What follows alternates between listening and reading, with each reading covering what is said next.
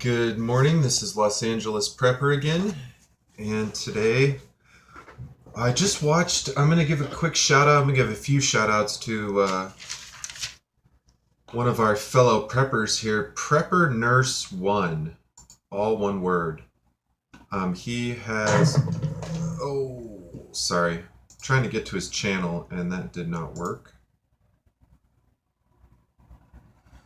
He just passed 10,000 subscribers, so congrats to him on that. For someone with 10,000 subscribers, I don't really need to say much because 10,004 people have already said, how they feel about the kind of content he's putting out. And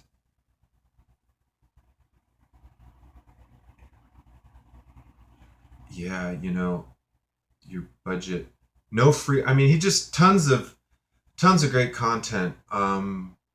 Talking about recent natural disasters, talking about prepping things. Check out his channel, Prepper Nurse One.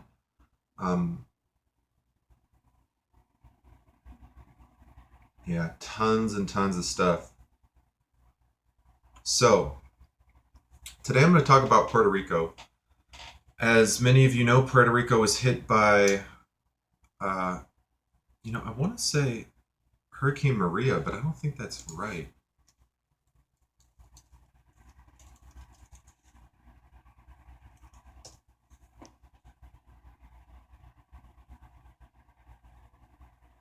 Was Hurricane Maria? I don't know.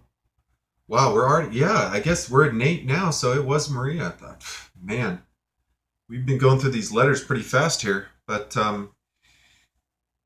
wanted to talk about Puerto Rico, and there's different ways to think about it. I almost wanted to call this video, and I might still, how do preppers think? And maybe I think I'll just make that a separate video. But this is how, just don't want to forget that.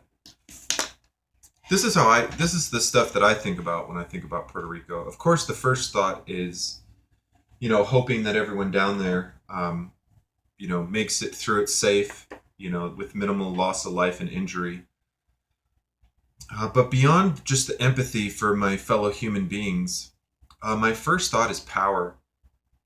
I have zero methods of generating power. Shame on me. I think by the end of 2017, that's going to change. I think I'm going to put that higher on my to-do list. In fact, maybe I'll do that as I'm making this video so I don't forget. But power. There are, it wasn't just one transformer or a few transformers or a few lines. I mean, that hurricane went through and ripped it up like a shop vac, just blew it, sucked it all, just wrecked it all to hell. Hundreds and hundreds of, if not thousands of power lines and power poles and transformers. And,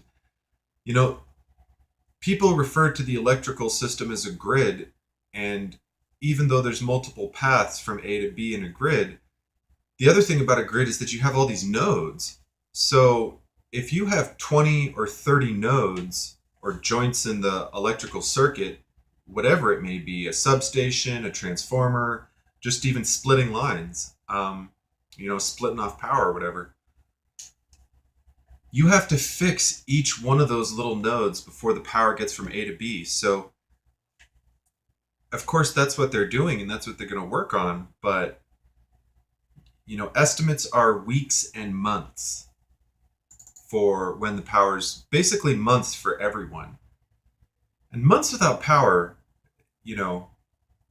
like I talked about, I'll leave the long-term stuff for the future comment, but you're talking about no refrigeration for any of your stuff. Gas stations aren't working. Hospitals maybe have some generators. I don't think hospitals have enough fuel for months and months. I don't know if they're getting fuel shipments. Probably a lot of them are shut down. Even your grocery store, just society in general is very dependent on power. That's not really revelation, but, my own personal shortcomings in power generation is definitely something that's first on my mind when thinking about Puerto Rico. So I'd love to hear what kind of power systems you have set up, whether they're human generation or steam engine powered, or if you have a Stirling engine. Props if you got a Stirling engine, you're my hero. Um, if you have a concentrated solar power setup to a Stirling engine, you're like my superhero. But power, power is so key, and not just for running the fridge and the microwave. For life saving stuff, power is key. Second thing I'm thinking about, a world without rule of law. And right now, Puerto Rico, it's not like the cops have given up or that everyone thinks society is going to shit. It's just that, if all the lights are out in your neighborhood, you might not be without the rule of law during the day, but uh, the law can only do so much. And when it's focused on, life saving and emergencies and securing, if there's security threats, just looters and criminals in general, the cops, the law enforcement are probably not going to be spreading themselves too thin. They're probably going to be focusing on people providing aid, medical facilities, um, things of that nature. They don't necessarily have time to respond to, someone broke into my car or I saw someone suspicious walking down the street. They don't necessarily have time for that. So,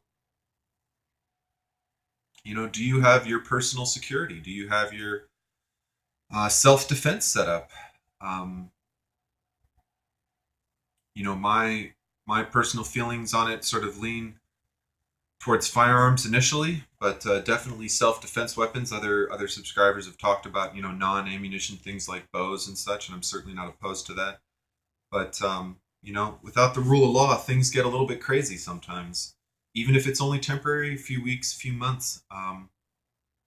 There are those that would take any situation and take advantage of other people, and then there are other people that because it's a disaster, they think like they have a better chance of getting away with it, or who knows what. And unfortunately, to some extent, they're right, at least in the short term. Number three, long term. Speaking of terms, um, it's going to be going on for a while down there. Weeks, months. So that really, that really puts a different spin on it. It's one thing to be without power or to be without being able to go to the grocery store for a few weeks, but after a few weeks, they're really going to start feeling strained. Um, Anything from lines at the gas station, lines at the grocery station, even lines at the aid place. You might not think too much about waiting 12 hours in line to get some food, but you know, after a big situation like that, you really have better things to be doing with your time than waiting for 12 hours. Granted, if you're starving, you're going to do it, but um, burning a whole day waiting for food. Not only that, but putting yourself in a potentially desperate situation. If a panic or riots or anything violent happens while you or your loved one is waiting for food, um, do you want to be around a bunch of hungry people when things start getting crazy? Even if they're not armed, even if they're just regular Puerto Ricans, not a bunch of criminals or something. When people get desperate, they'll get crazy. Um, do you want to do you want to risk getting assaulted because you're picking up, 5 pounds of rice or something? That's why it pays to prep, really does pay to prep, because even something as simple as getting aid or going to get aid or even coming back, you don't think if you were walking home at night at 8 o'clock and it was dark because all the lights were out with a big box of food, you wouldn't be a big fat target. You would. You absolutely would. Um, Now, do how much do you choose to defend yourself when someone tries to rob you for food? Are you going to risk getting stabbed or shot? Is your family starving? These are just difficult situations that you don't want to find yourself in. You don't want to be in that type of situation. So, Puerto Rico is a great example of even something as relatively simple as a hurricane can just cause unbelievable havoc. Number four, isolated. Puerto Rico is isolated, being an island, obviously, but, you know, sure, if you're on an island, if you're in Hawaii or you're in New Zealand or something, and there's a big emergency, it's going to affect you. But not just on an island. If you're in a mountain range and there's only one road in and out, maybe one in the north or one in the south, or maybe just one. Um, if you are way, way out in the country, you're kind of isolated in a way. Now, you might be better set up for prepping wise, but just as far as if there's a natural disaster, there's a lot of different ways to be isolated. Of course, geographic isolation is, a big hurdle to overcome, but just something to think about. Where you're living right now, how isolated are you from the rest of the world, and is that a hindrance or a help in your personal situation? And lastly, number five, what is your role in WROL? I know some of my subscribers have put some good videos out on this. I think that most of us, if we felt like we could secure our home, if our home was secure, that we would try to help our neighbors. If you're like, I live by myself, and I do have some neighbors. So if shit hit the fan, I would feel pretty comfortable talking to a couple of my neighbors or my landlords. We're all pretty good people.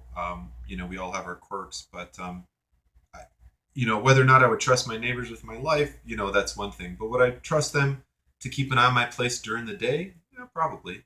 I have an iron gate on my doors, so unless somebody wants to come put a ladder up on the side of my building, which is something I'd have to watch out for to talk to neighbors on that side. I would trust my neighbors for the most part to watch my place during the day, so that if I had to leave and scout or go help my neighbors, that I could. But just consider what your role is. You know, I would do the best I can without putting myself too much in harm's way. And even then, I suspect that I would, if people needed help, if I had to walk through floodwaters or dig through rubble in a building that was structurally questionable. I mean, it's up to us in the situation to decide how much we're willing to risk ourselves to help our fellow human beings. But I feel pretty strongly about helping my neighbors, in times of need like that. So what we think we'll do and what actually happens, of course, can be different, but nevertheless, it's important to think about. How are you going to help? What skills do you have? What training do you have? How much energy do you have? So there's five things that I think about with respect to Puerto Rico. I'd love to hear what these hurricanes that have hit Houston and Florida and Puerto Rico have kind of made you think about. Have they reinvigorated your prepping? Have you gone out and bought stuff? Um, Love to hear your thoughts. Like, comment, subscribe, and I'll see you next time.